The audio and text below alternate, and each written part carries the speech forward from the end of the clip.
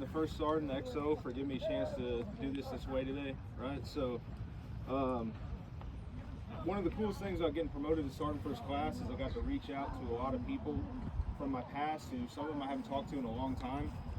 And when I reached out to them and told them I was getting promoted, it was like a cool thing for me and it was a cool thing for them too, because some of them might have been out of the Army for like 10 years now, right? But like when I reached out to them, it's like it brought them back in, you know, like 'cause we're always a family. Like when we leave, we don't just put up the uniform and forget that we're in the Army. We're still part of it, right? So probably the coolest thing about the whole thing was just hearing from some of these people and seeing like as happy as I was, they were even more happy for me than I was for myself, right? So when I knew I was going to get promoted, there was like 2 special guests I wanted to make sure I had out here, all right? The first one was my wife, Stephanie, all right? So this is her first Army formation ceremony, like all that, right? Like we got married last year when I was a recruiter, so this is all like brand new for her. So imagine like your first promotion ceremony that you're going to is for your husband. It's also the first ceremony you ever been to, period, for the Army, right? So give her a hand of applause. Last night, we practiced like doing the whole thing, right? So I think I really made her believe that like if she screwed it up, I wasn't going to get promoted. But the papers were already signed, so we were good either way, all right? So the second special guest we have here today is my daughter, Skylar. Is she back there? Do you see her? No, we lost her. All right, she's in my wife's belly right now. All right, so she's in there for another 3 months, living rent free. All right, like she eats all the food in the house. She wakes up at 3 in the morning, wants Takis and Little Debbie's and all that stuff. Right?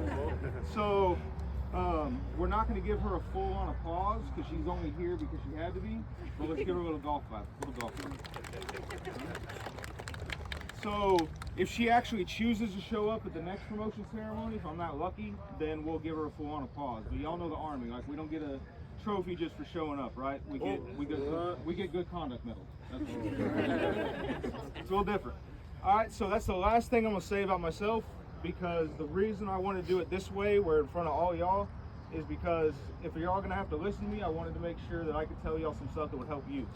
All right, so a lot of y'all right now, I know like you're in training status, so some of y'all are just worried about passing the next test, getting through the next day, right? But some of y'all probably already started thinking about what this means in the Army in terms of your career. Like, are you gonna be an NCO someday? Like, how's your story gonna play out? Most of y'all at some point, if you stay in, are gonna be an NCO. So you're gonna be getting promoted to sergeant, you're gonna be standing where I'm standing someday, having to give people a speech, right? Some of y'all, that's so far out of your mind right now that you're not even thinking about it, but just remember one thing about that, okay? Whether you're thinking about it or not, don't make getting promoted your ultimate goal, right? Like, it's fine to make that one of your goals. That's cool. It shows ambition on your part. But don't make it your ultimate goal, okay? If you make your ultimate goal being better as a soldier and being better as a leader, the promotion will come. All right, it might not come exactly when you want it to come. It might not come when you think it deserves to come, but it'll eventually come. And because you prepared to be a better soldier, better leader, when it does come, you'll be able to fill your roles and responsibilities in that rank. Okay? Good NCOs make the Army better for their seniors, peers, and subordinates. So what does that mean bad NCOs do? They make it worse. When you get the chance to lead, don't forget that. Be the one that makes it better, not the one that makes it worse. All right? So I got 3 pieces of advice that whether you decide to do 20 years in the Army and retire, or you decide to do 1 contract and get out, this will help you out. All right? So remember these 3 things. Set yourself up for success, but don't be afraid of failure. What does that mean? That means take advantage of your strengths and know what your weaknesses are so you can put yourself in the best position to succeed. All right? If the sergeant major comes up to you and says, I have a golden ticket for you to go to any training you want to go to, and you know you're great as a linguist, you're great as an intelligence analyst, don't tell him that you want to go to Ranger School if you know you're not ready, because you're going to go there and you're not ready, right? Tell him you want to go to something that plays off of your strengths, and while you're there, do PT every day on your own and get better. All right? if you go to Ranger School later on because you PT'd so hard and you got better at everything, raised your ACFT by 100 points, best shape of your life, and you still come up a little bit short, that's not a failure. That's a success because you made yourself better, right? Don't ever forget that. You might not always reach your ultimate goal that you're wanting to get to, but if in the process of trying to get there you make yourself better, that's a success. If you go through your whole life and you never fail at something, that means you never tested your limits to see what your maximum potential was. All right, you cheated yourself. Number 2, don't try to be someone else.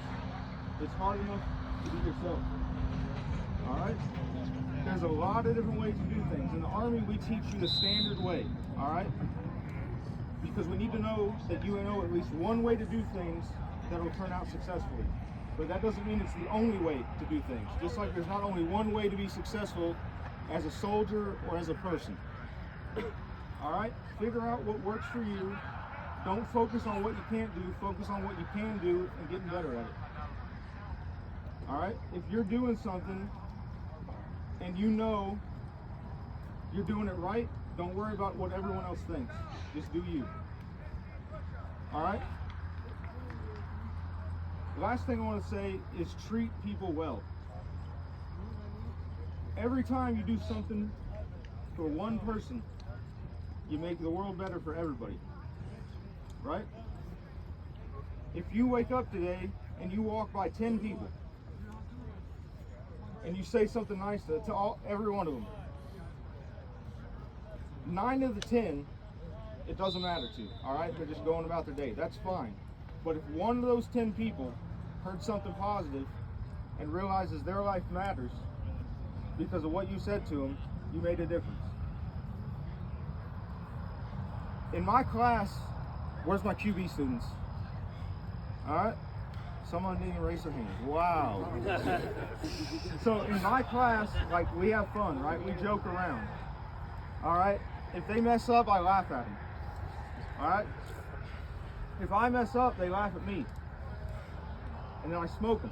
And then I laugh at them. All right? That's cool. But I believe in my heart that they know I care about it. So if they screw up and I have to call them out on it and they make a big mistake and I tell them I'm disappointed, I like to believe that me telling them I'm disappointed hurts more than doing 1,000 push-ups. Because they disappointed somebody who actually cares about it. Set yourself up for success. Don't try to be someone else. And treat people well. Thank you all for listening to me.